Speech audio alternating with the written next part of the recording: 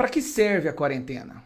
Muita gente acha que a quarentena, o isolamento, o distanciamento social serve para que as pessoas não peguem a doença.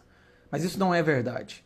O objetivo da quarentena, e isso foi declarado pelos próprios prefeitos e governadores, e é a tal ciência que eles usam para embasar esses decretos, era para evitar que muitas pessoas ficassem doentes ao mesmo tempo, sobrecarregando o sistema de saúde. Então a quarentena, o argumento da quarentena no início era para que pudesse se investir e criar mais leitos para absorver um número de pessoas à medida que eles fossem ficando doentes. Mas a verdade é, a maioria da população brasileira vai pegar a doença. Isso é inevitável.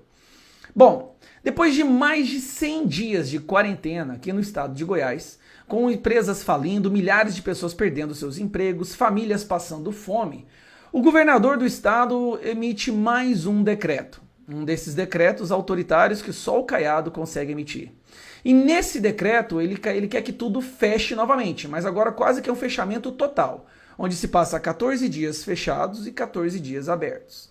A questão é que após 100 dias a população já não tem mais reserva financeira para sequer alimentar a si mesmo e seus filhos. Então o grupo que eu faço parte, que é a Frente Conservadora de Goiânia, emitiu uma nota. E eu achei muito interessante, eu gostaria de compartilhar essa nota porque tem alguns questionamentos que o povo precisa de resposta. Então eu gostaria que vocês me acompanhassem na leitura dessa nota e me digam se ela faz sentido ou não. Nota da Frente Conservadora de Goiânia. Os efeitos da pandemia têm sido cada vez mais devastadores para os goianos. Após mais de 3 meses de políticas extremas que envolvem isolamento e distanciamento social, fechamento do comércio e proibição do trabalho, qualquer que seja essencial à subsistência do povo, ainda nos deparamos com uma situação nebulosa e cheia de incertezas.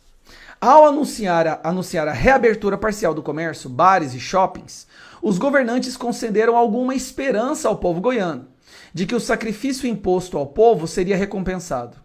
No entanto, essa esperança foi abruptamente destruída quando o governo do estado decidiu por decreto, no qual foi acompanhado pela Prefeitura de Goiânia, que a reabertura deveria ser interrompida. No prazo de horas, uma questão que afeta a vida de 7 milhões de pessoas passou de certa a completamente inviável. O decreto do governo estadual proibindo a reabertura e recomendando um excêntrico isolamento de 14 dias seguidos de 14 dias de relaxamento, o que ainda não foi claramente definido, deixou assustados todos aqueles que se preparavam para retornar com responsabilidade a uma pequena parte de suas rotinas.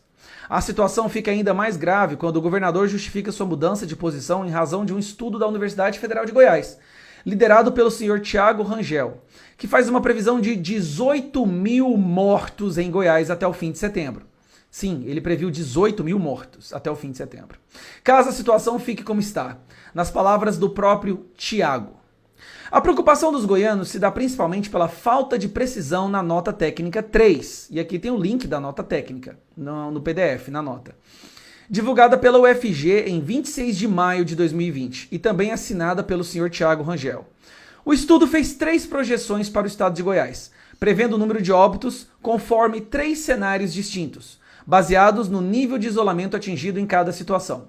As previsões para cada cenário eram: cenário azul, 50 a 55% de média estadual de isolamento, previsão de 387 a 530 óbitos acumulados no estado até o final de junho. Cenário verde, 38,29% de média estadual de isolamento, previsão de 836 a 1.130 óbitos acumulados no estado até o final de junho. Cenário vermelho, 37,91% de média estadual de isolamento, previsão de 1.052 a 1.438 óbitos acumulados no final de junho. O cenário vermelho é o pior cenário possível de acordo com o estudo do senhor Thiago Rangel. Se o isolamento ficasse abaixo de 37,9%, nós teríamos entre 1.052 a 1.438 mortes até o final de junho. Hoje é o dia 7 de julho. O estudo afirmou também que, sob o cenário vermelho, teríamos entre 67 a 95 óbitos diários pelo vírus no estado. Segundo estatísticas produzidas com amparo científico e amplamente utilizadas pela mídia tradicional, os índices de isolamento em Goiás permaneceram todo esse período, com exceção óbvia de domingo e feriados, abaixo de 37,91%. No cenário vermelho, que seria, segundo o estudo, o pior dos cenários. O que eu quero explicar para vocês é o seguinte: durante o período pelo qual o estudo fez uma previsão, nós ficamos abaixo do pior cenário possível. Então, o número de óbitos diários deveria ser acima de 67. E nós deveríamos ter hoje entre 1.152 e 1.438 óbitos no estado de Goiás. No entanto, ainda segundo estatísticas produzidas com amparo científico e embasamento técnico, o número de óbitos acumulados no estado de Goiás para o fim do mês de junho é de 475. Esse é o número de óbitos no estado de Goiás, isso no pior cenário. E a previsão foi que haveria até 1.438.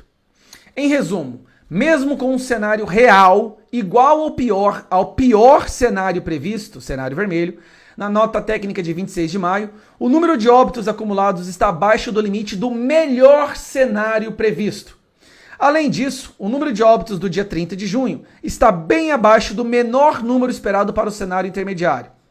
Mesmo levando em consideração que o dia 30 aproximadamente absorveu óbitos do dia 28, que foram registrados somente 2 óbitos. Porque dia 29, foi domingo. Então, mortes que acontecem domingo são registrados na segunda seguinte, que foi dia 30. E por isso levou o número de óbitos para o número que foi aqui, ó, de 30. Vamos lá. Diante de números inegavelmente inconsistentes, mas que regem a vida de 7 milhões de goianos, a Frente Conservadora de Goiânia, após diálogo franco com vários setores da sociedade, se sente no dever de levantar alguns questionamentos aos responsáveis. Questionamentos que não buscam atacar a honra dos envolvidos, mas tão somente esclarecer a razão do sacrifício ao qual o povo goiano vem sendo submetido. Questionamentos baseados nos princípios fundamentais e constitucionais de moralidade, publicidade e eficiência a que todos os funcionários públicos estão sujeitos. Questionamento 1. Agora eu vou diminuir aqui para a gente poder ver. Deixa eu aumentar aqui, peraí.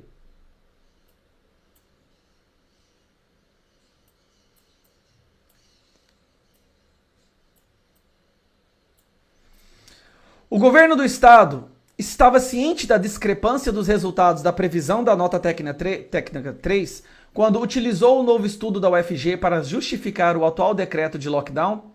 A Prefeitura de Goiânia estava ciente da discrepância dos resultados nas previsões da nota técnica 3 quando decidiu acompanhar o governo do estado em sua decisão? O lockdown alternado de 14 dias encontra respaldo científico em alguma experiência prévia positiva no mundo real? Qual? O governo do estado considerou o impacto econômico e social da quarentena somada ao lockdown no aumento do número de mortos a médio e longo prazo? Se sim, quais estudos foram utilizados para fazer essa previsão e qual a perda estimada de vidas em decorrência das políticas de isolamento? Quando as políticas de isolamento foram implementadas para que o governo tivesse tempo para se preparar para combater o vírus, quantos leitos foram prometidos e quantos foram entregues? Estas perguntas são perguntas genuínas, são perguntas que nós realmente precisamos de respostas. Porque o sacrifício que está sendo pedido do povo goiano está sendo muito além do que a maioria do povo é capaz de suportar.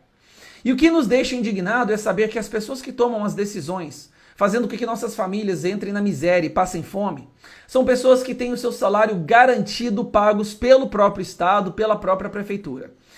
Ou seja, esclarecendo, pessoas que não sofrerão o impacto do isolamento, o impacto do lockdown. Elas apenas querem ditar o que os outros devem fazer, sem serem responsabilizadas pelos mesmos atos. Isso é preocupante e é perigoso. E por isso nós estamos emitindo essa nota, que são perguntas que nós realmente precisamos de respostas, que o povo goiano precisa de resposta. Afinal de contas, são vidas que estão sendo colocadas em jogo. Aqui é Gustavo Gaia, curta, se inscreva e compartilhe. Um grande abraço, tchau.